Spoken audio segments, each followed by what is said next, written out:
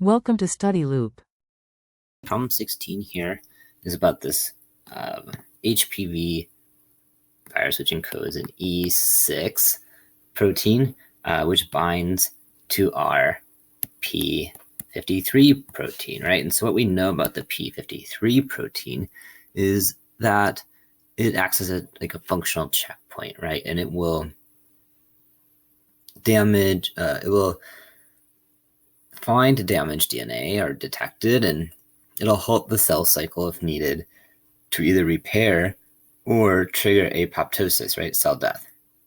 So this one, P53, its main role is to sort of repair damaged cells or to elicit cell death if a cell is too damaged to duplicate, right? And so, but what do we know then about cancers? Just generally speaking, they tend to create excessive cell growth.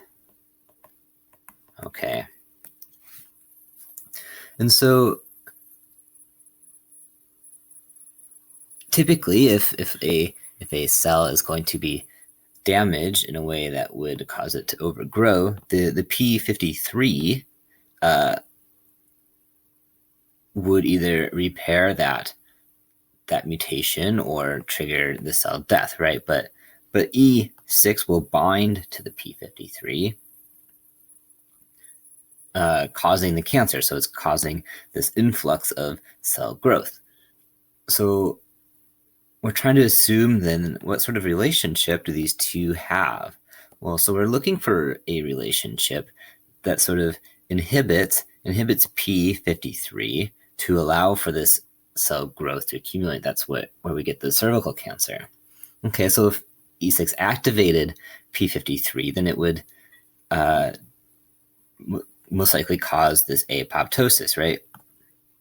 So if P53 is activated, you wouldn't really get this cancer in any way. Okay, so similarly, if E6 protected P53, same thing. That means that the P53 is active and can regulate this cell growth and stop it from overproducing. Okay, now if it was mutated, well, mutation is pretty vague. Perhaps it could inhibit it, but it might mutate it in a way that